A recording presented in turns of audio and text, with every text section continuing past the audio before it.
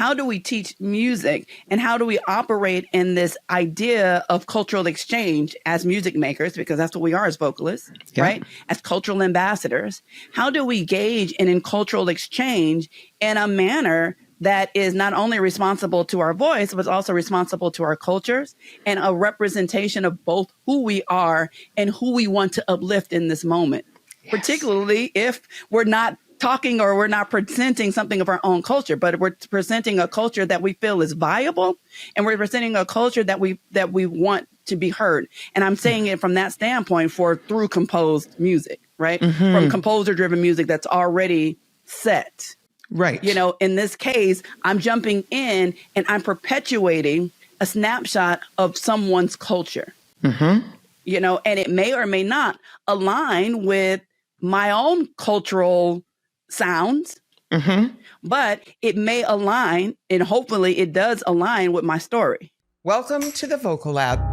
I'm Sarah Ramsey, and this show aims to pull back the curtain on the entertainment industry, where veterans give up-and-coming artists some of the information they wish they'd had when they were just starting out. Sort of a music industry primer, if you will. Welcome to the Vocal Lab. Today, I am so thrilled to have with me Dr. Trineice Robinson-Martin, who is a powerhouse multi-instrumentalist, vocalist, composer, arranger, scholar, and educator with over 20 years of experience. A globally sought-after performer and clinician, she is dedicated to preserving and promoting American music with a specific focus on African American music. At Princeton University, she teaches voice, directs the Jazz Vocal Collective Ensemble, and lectures on African American music and pedagogy. Dr. Trineice is the creator of the Soul Ingredients methodology and founder of Soul Ingredients Voice Studios. She serves as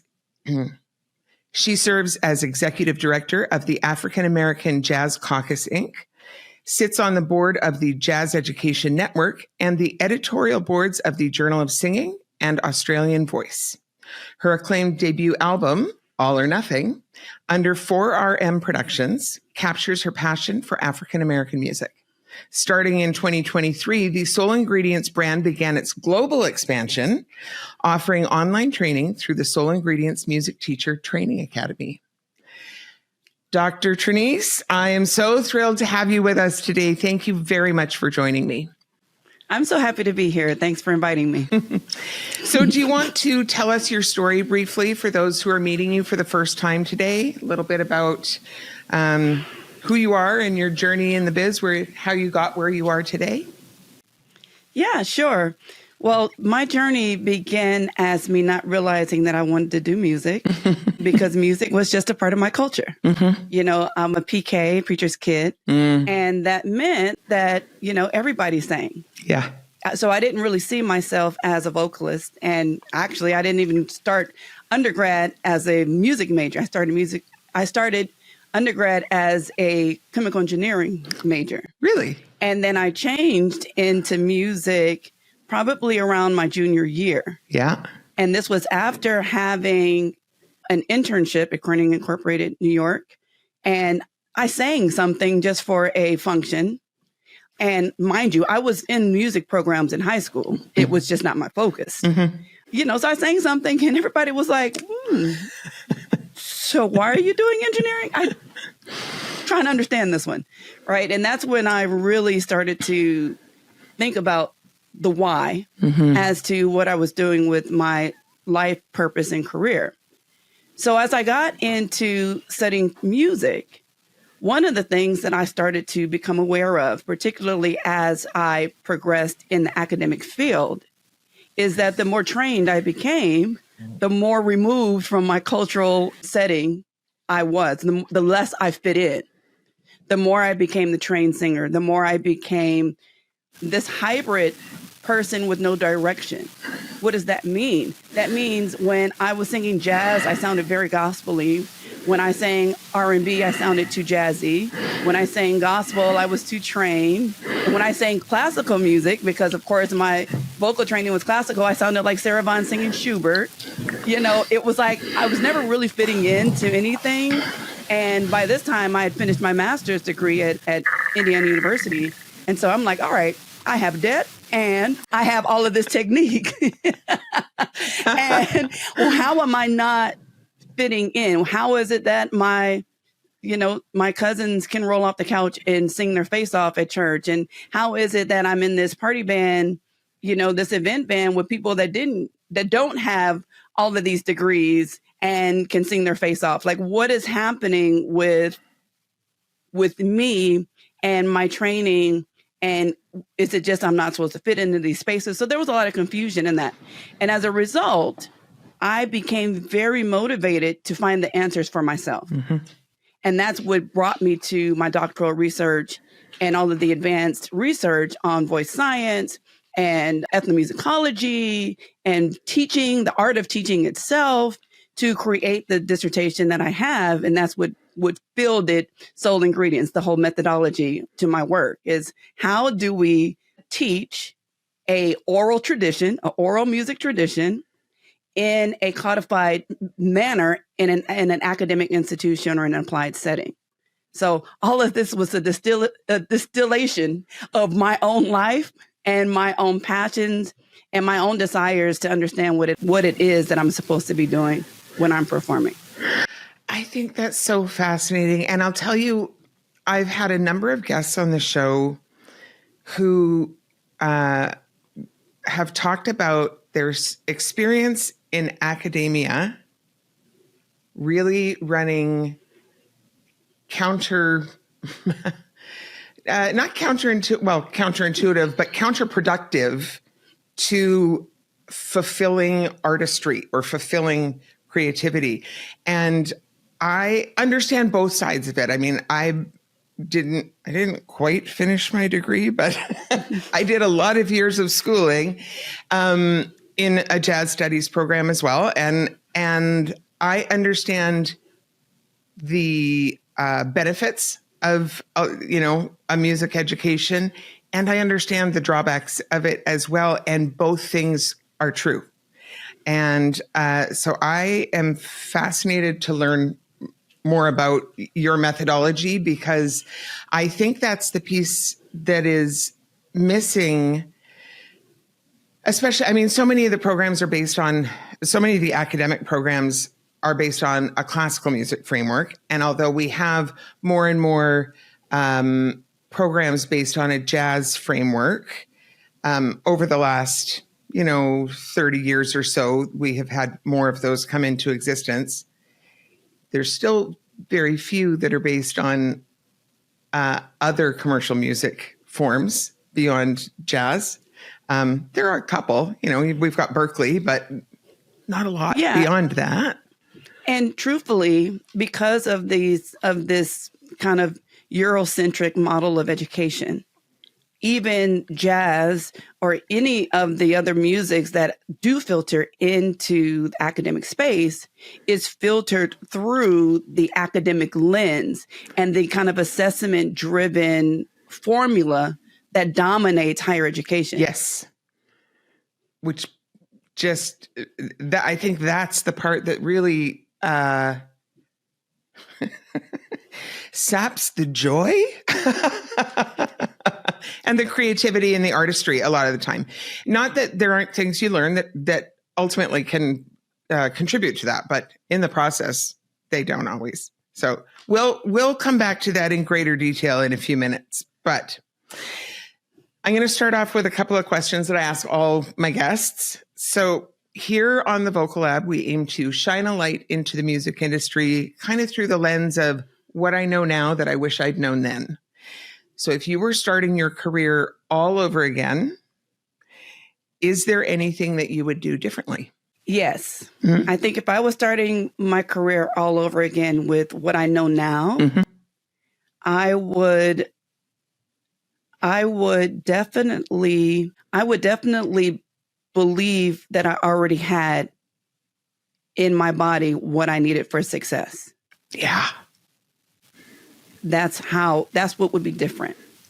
It would not be based upon matching the parameters that were set before me of excellence, but it was valuing and learning to value who I was along the process. Yeah. as important, as something to say. And my whole focus would have been more about the communication of joy, as we were talking earlier, within music than the acquisition of skill. Yeah. Yeah, I love that. And conversely, is there anything that you would specifically do differently? No. Or excuse me, that's what I just asked you, but is there anything that you would specifically do the same? Well, I think everything that I've done in purpose. Mm-hmm. But I think knowing that piece of information, I would have done on purpose. Yes. You know, I would have been much more motivated to go and take the paths that I've been taking instead of being apprehensive and still moving and taking the paths that I'm taking. Yeah. You know, I mean, both of those pieces that you just answered speak to the confidence that we tend to acquire through the course of a career, through the course of a lifetime, but would serve us very well to acquire earlier in the process. It would be an easier road if we had confidence in ourselves and our abilities earlier in the process. Absolutely. And I think that's the part of what makes the Soul Ingredients approach different, because it's about valuing who you are throughout the process. Yeah. And making you, or should I say, helping you recognize that you have the authority to make music. Mm-hmm. You know, someone doesn't have to give you permission to do that. It's a part of who you are. So my goal is to help you tell stories using your voice and help you do so in a manner that's going to be sustainable for the activities that you have to do in the cultural context in which you're performing. Yeah. Okay. I love this. I can tell that this is going to be an awesome conversation. So let's talk specifically. So in an industry that has widely varying levels of education, from full-blown academia to completely self-taught to something in the middle that's sort of, mentorship models and things like that. Can you talk a little bit more about your education and how it has impacted your work that has grown out of it? Yeah, I think for me, most of my education has been the application of things that I've learned post-grad or during the process of me trying to find a pedagogy that makes sense for the styles of music that I sing. Understanding that even people that become close to starting to talk about commercial music or contemporary commercial music and the pedagogies for that, adapting it to what I did culturally, recognizing that there's a different approach to music making that is found in my culture and my cultural identity of Blackness or as a Black American, and recognizing how that little piece of information is much more profound in what's important and what's valued. So I've always had to kind of translate, even for the people that think that they've translated the application to how the music and how it serves me and how the technique serves who I am and how to apply who I am to the music in a way that, again, can be strategic and codified, but at the same time is very unique to my individuality. I love that. So let's get into that. Let's talk about Soul Ingredients. It's based on your doctoral research, as you mentioned. It's a teaching methodology for developing a singer's musical style or interpretation in African American folk-based music styles like jazz, gospel, R&B, blues, etc. And and the notes I have here, the methodology shows students how to take their personal experiences, musical influences, and models and execute the various components in a personal manner to the singer's or performer's unique expression. So do you want to talk a little bit about what that actually looks like in practice? Tell us all the things. Yeah, I got you. So the whole idea of Soul Ingredients was I wanted to create a methodology that is going to honor what we know about voice science, but at the same time honors who a person is and also honors the culture they're representing. Mm-hmm. So moving it even back from the idea of Black American music, I was looking at it from the standpoint of broadly, what is culture and who are you within that culture? Right. And so as a result, when I developed this particular style, it was about, how does the voice work? How does it work abstract? How does it work, more importantly, in the context of how you articulate your emotion? Because depending upon your identity and depending upon how you identify with the way you express, like your personality will express how you feel about whatever it is you're talking about passionately in the realm of who you are. I happen to be more animated. And so as a result, the pitch of my voice is going to go up every 2 seconds. Just wait. You're going to be like, oh my gosh, I'm going to need you to back off the mic.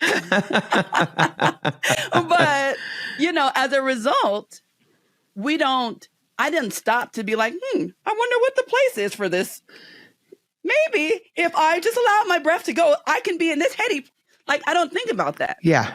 Right? I'm just emoting. So then from a pedagogic standpoint, I'm looking to say, how are we musicking? How can we music ourselves?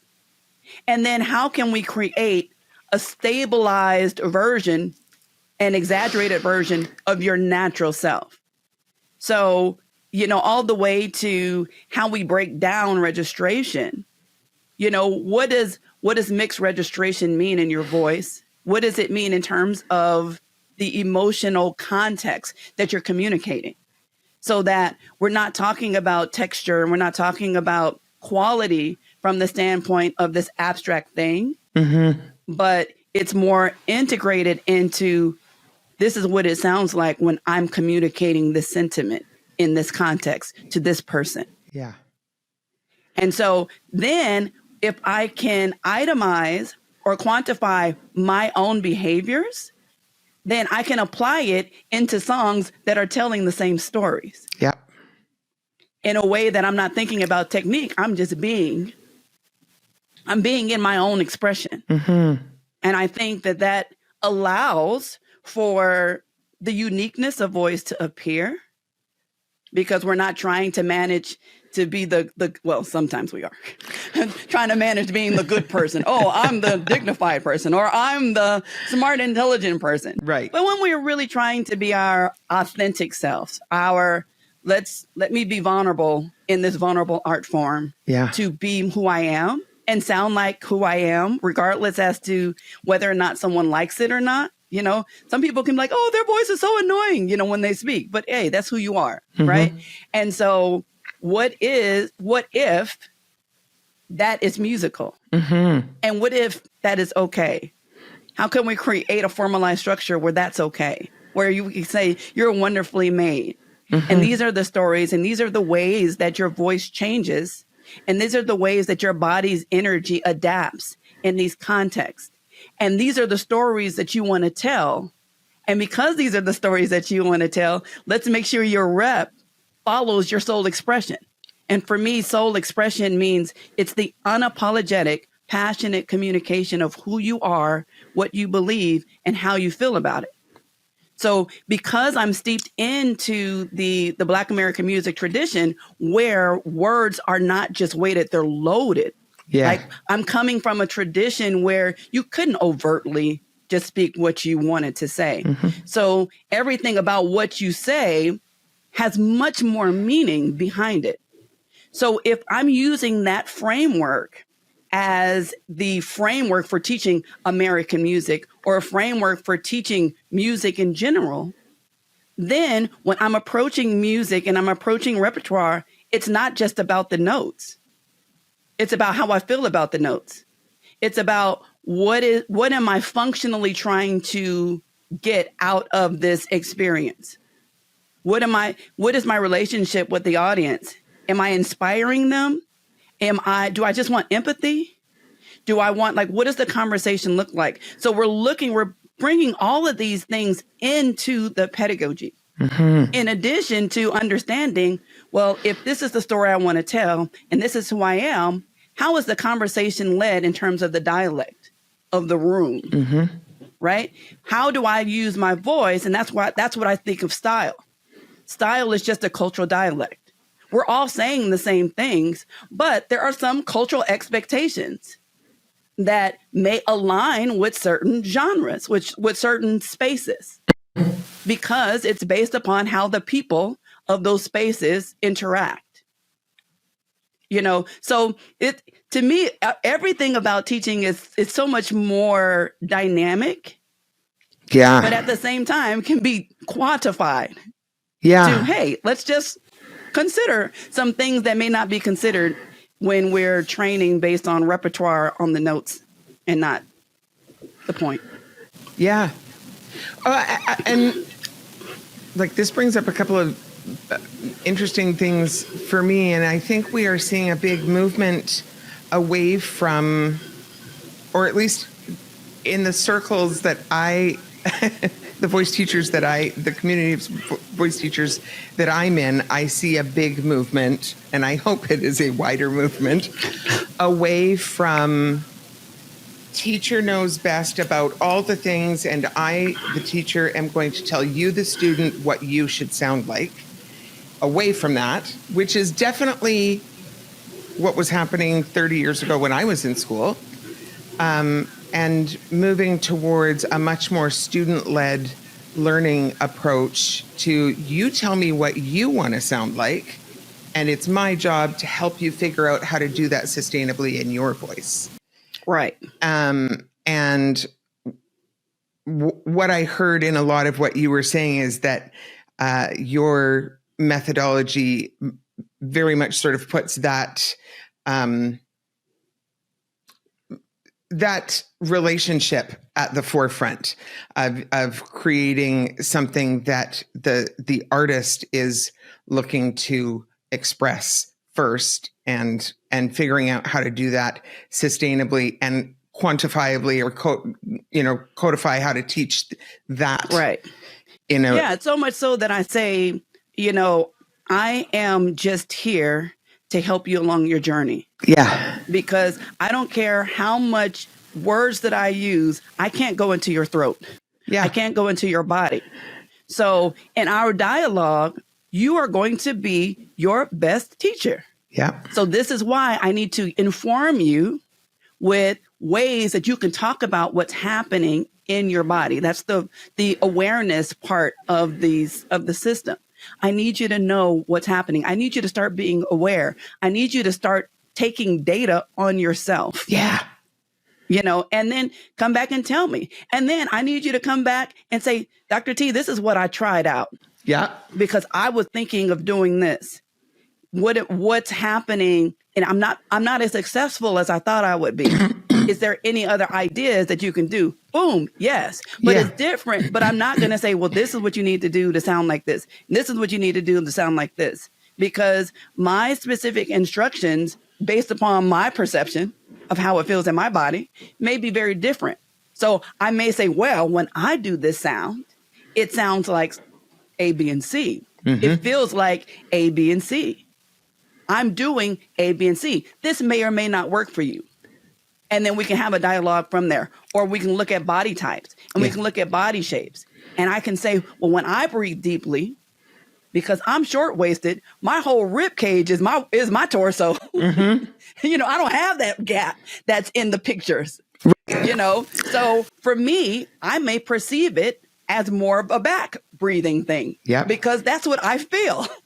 Yeah. You who have a very long torso might feel it a lot differently. So for me to say, go into your back for power would be a very unresponsible, to me, way to teach, because I'm projecting who I am on you, right, and not allowing you to discover where your power comes from. Where is your power source? What do you do naturally without thinking? What kinds of sounds do you make naturally when you're speaking? You know what I mean? So that's that student led, where you're sitting here saying, okay, my superpower as a teacher is to help guide you through this process. Yeah. I also think the other sort of thread that came up in that for me is that for a lot of years, again, I feel like the tide is shifting on this, thankfully. I feel like for a lot of years, we were told that certain sounds were good and certain sounds were bad. And I think there is a better understanding that that's not true. There really aren't bad sounds. Some of the sounds, many of the sounds that we were told were bad sounds to make are sounds that some cultural groups had made for hundreds of thousands of years perfectly fine, perfectly healthy. And so they can be made in a healthy, sustainable way. It might be that if you want to make that sound, you have to learn how to do it in a healthy, sustainable way. But the sound itself actually has no moral value. It is not good or bad.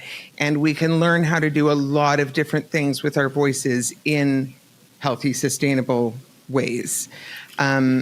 So that shift away from the very binary good and bad sounds to much more inclusive, and recognizing that lots of those sounds have cultural basis. Exactly. Yeah. I mean, so much so that I would even say that any sound that is not a part of your cultural wheelhouse that you are trying to sustain, you're going to need a strategy for. Because it's not a part of your normal sound. So as a result, there will be a tendency for you to create your idea of what you think it is as best as you can. And that's always a hit or miss. That's always a hit or miss. And that comes not only in commercial music, but it also comes in classical music. Yeah. Right? Where we have these manufactured sounds that are not sustainable. Why? Because we're trying to emulate or embody a sound that's not a part of our everyday life. So we're just trying to emulate what we think it's supposed to be. Yep. And sometimes that can put us in some serious strategies that are not helpful. Yes. So yes, indeed. I think that one of the things, and this is why I'm always into the who you are, is that many of the sounds that are made, particularly in Black American music, mimic the speech qualities and the spoken expressions that happens within Black culture. So much so, and I didn't realize this as much until I started doing much more global workshops and having these brainiac vocal geek discussions, with my colleagues from around the world. And I remember specifically one time I was talking to a group of colleagues. This was in Australia after the International Congress of Voice Teachers, ICVT. Yeah, International Congress of Voice Teachers. And we were all at dinner and we were talking about mix, and we were talking about kind of like, quantifying it like we like to do. And we were talking about R&B, and I was like, to one of the my colleagues who was Danish, and I said, it's like when you say, what? Oh my gosh. And he said, we never make that sound, ever. Like, you won't hear any person make that sound ever. Right? And that's such a normalized sound. Like, we hear that all the time, and if you do it all the time to deconstruct it can sometimes be difficult, which is why there's some people that seem like they can roll up and do it all day long and it not hurt them. Because, and this is something that I have very much come to in my own teaching, and I talk to students about, there are things that I don't always have to tell you how to do it. We just have to practice doing it, and your body will organize itself and figure out how to do it in the most efficient way. And yeah, I might help you like tweak it here and there, but mostly your body is going to figure out how to organize itself to do the right thing. Absolutely. There's some times where I'll say something as simple as, okay, see if you can make that sound and not squeeze your throat. Yeah. Okay, see if you can make this sound and not let your tongue block the back of the throat. Mm-hmm. And they figure it out. They're like, oh, well, and then they, you know, oh, okay, well, that works for you. Let's write it down. Yeah. I'll do things like, see if you can do that, but bend your knees, do a little dip for me when you make that sound. And just the brain interruption of the pattern gets them out of their own way. They are not doing the wrong things, stop gripping or whatever, you know. Absolutely. Yeah. So absolutely. An organic process. Yeah. Where and that's what I mean, where going backwards, how do you value who you are along the process? Yeah. How do you value who you are without assimilating to belong in a different cultural context? Yes. You know, how do you maintain a sense of self and say, oh, well, this is just my behavior when I'm at this particular house. Mm-hmm. You know, I might not take off my shoes at my own house, but I do at my sister's house. Right. You know, so these little things, that doesn't make me wrong for wearing my shoes in my own house. Right. So these are those things that vocally, you know, and culturally, we need to be able to acknowledge. Yeah. Like those situations where, okay, well, this particular stylistic behavior is not culturally acceptable in this context. It doesn't mean that it's wrong, but it just means that that's not something that people within the culture would do.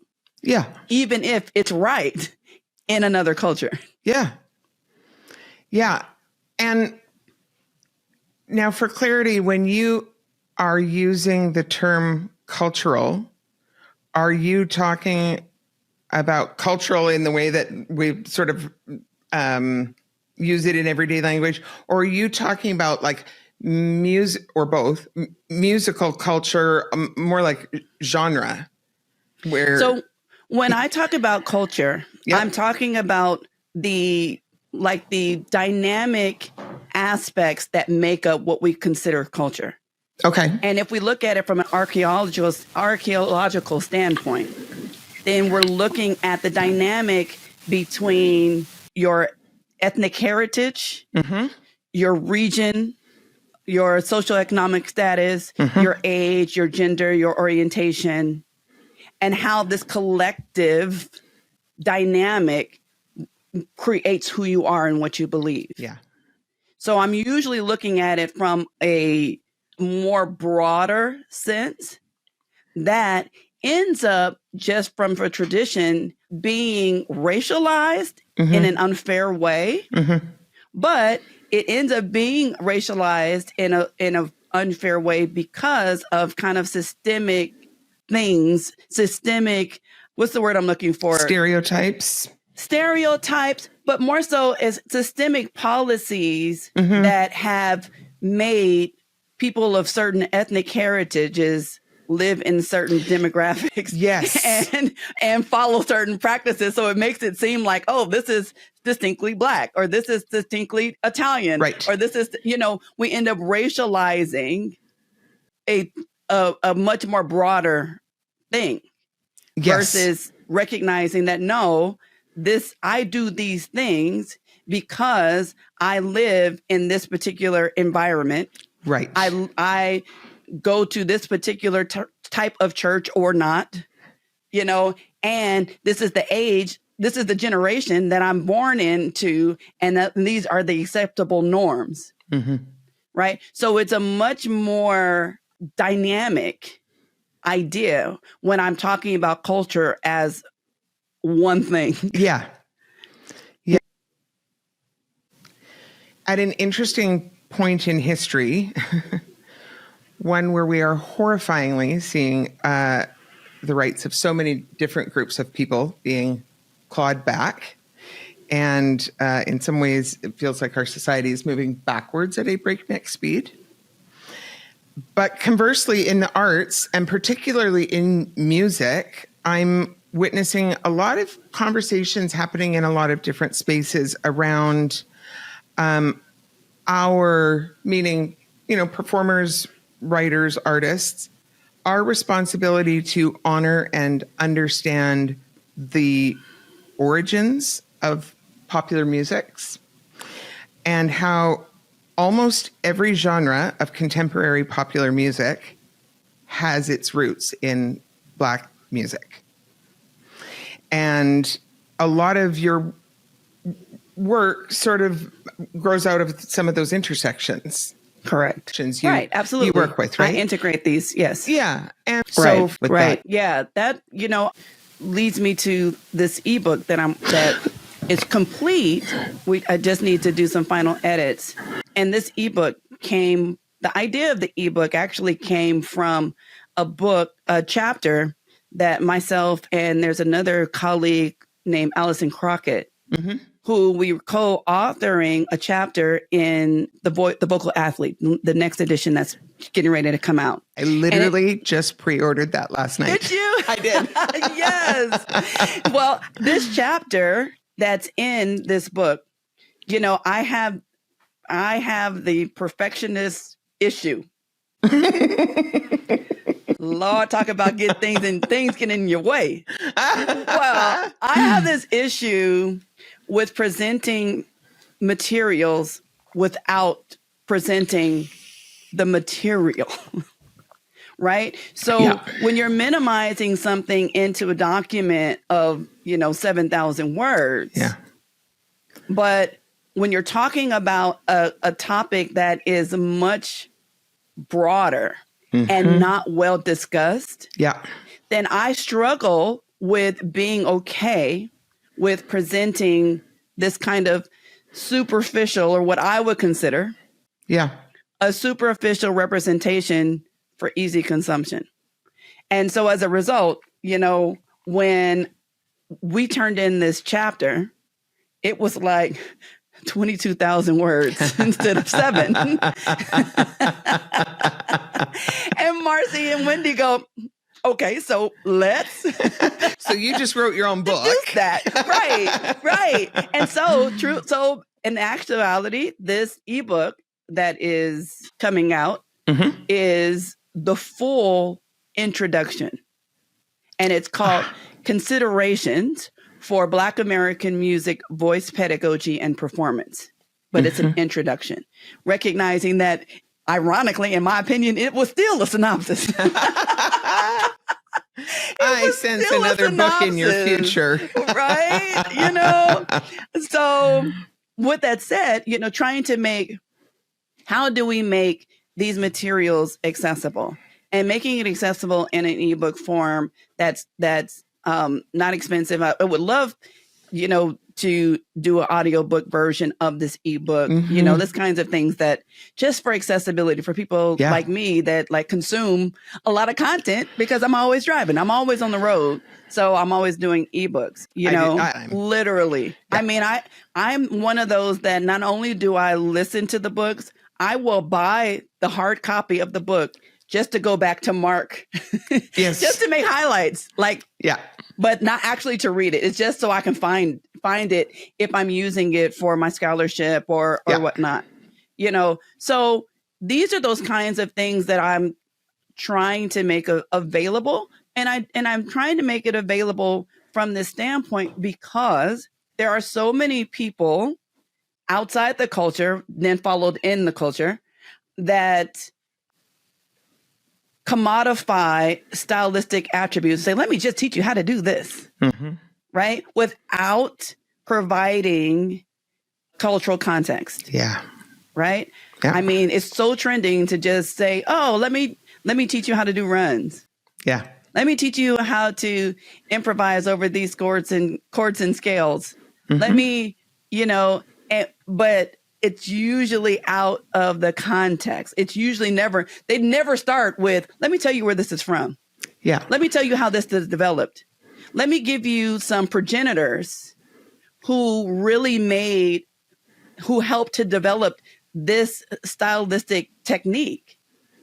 Yeah. That's never a part of the conversation because it's about, no, let me just give you the tool. Right. So as a result, I tend to be overboard on the other side. But it's because for me, it's not the notes. Yeah. It's not the notes, and to minimize it into a chord and scale, to minimize it to a pattern, to me, takes the value out of what it can bring.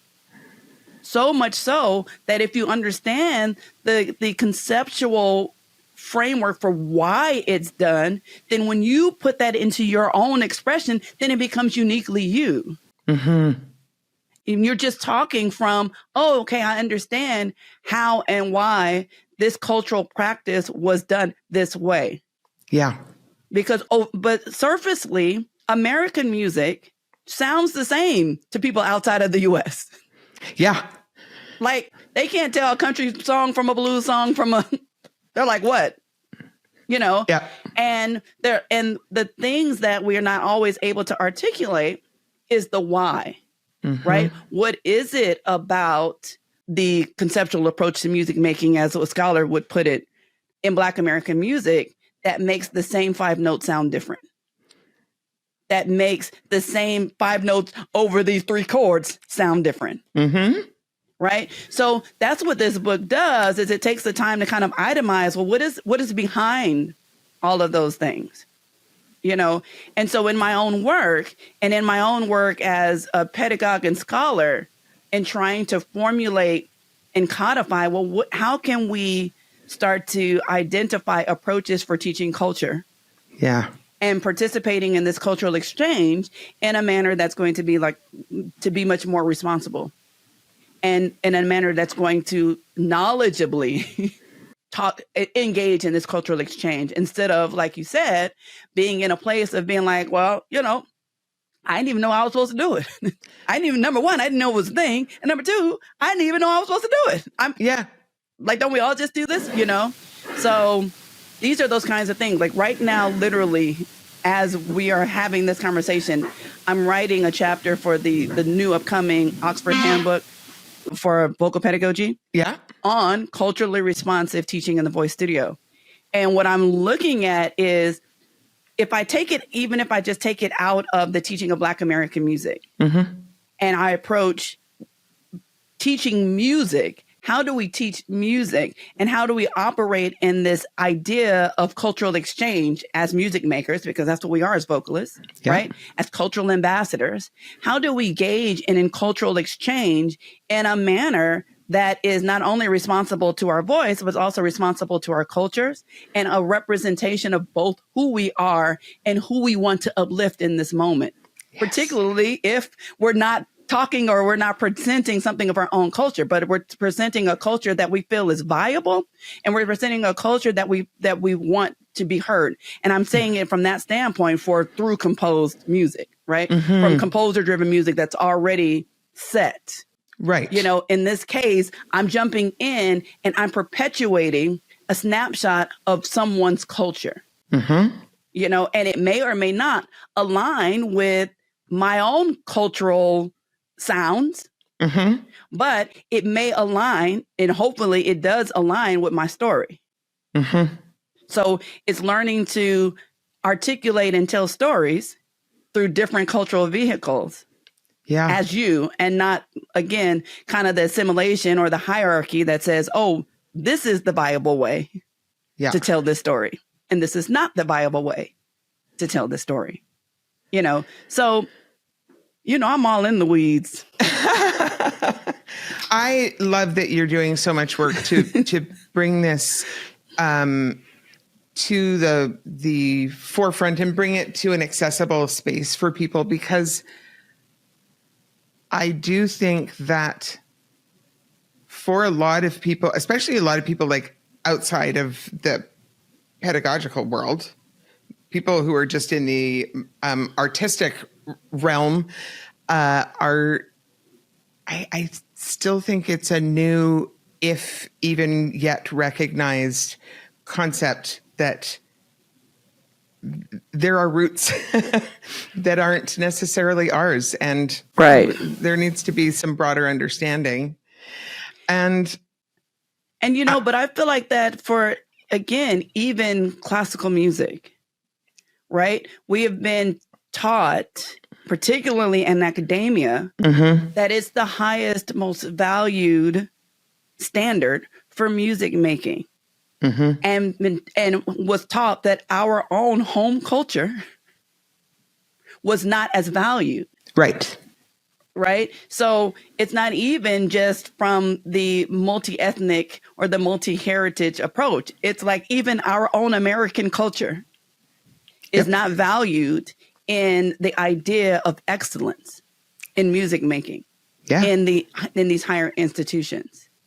Not to say that it shouldn't, not to say that classical music shouldn't be valued, but it shouldn't be valued at the expense of other cultures.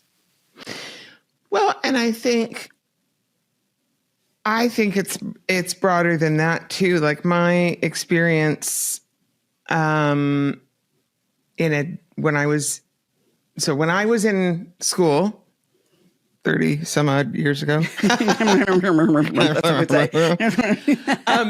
was correct. Do pop and and that's what I mean. And that's to me the academic approach, because I call it academic jazz. Because the people, we had a much ruder name for it that I'm not going to repeat. But that's still a culture that exists, a culture that doesn't even see the Black roots in jazz. They don't see the foundational approach as the why. They're focused on teaching the what. And creating these assessment-driven standards, or that if you want to sing jazz, you should be doing this. Otherwise, you're not. Right? Or minimizing 4 chords. Not recognizing that the reason that there's only 1, 2, 3, 4 chords max, it's because it's not about the harmonic structure. It's the harmonic structure being consistent enough to give you the platform to speak more freely. Instead of confining you to a number of chords. So it becomes different, not less than. It's different. There's a different reason for it. It's not a cerebral exercise. And as long, and frankly, if you're in jazz especially, and you're looking at this kind of something that's built on folk derived, but also is looking to be more advanced, right? Then if it's not rooted in the foundation of the premise of telling stories from the heart, making music from the heart, and then coming up with creative ways to tell that story, hence the chord substitutions, the inclusion of more chords, the expansion of the melodic phrase, all of these different things. If it's not centered in the foundation, then you miss the point, period. So I think that's a thing. I think that's just a thing. That's a thing. That's the academic thing. Thanks for joining us today. That was actually just part 1 of our interview. And I would love it if you come on back Thursday to catch part 2. Can't wait to see you then.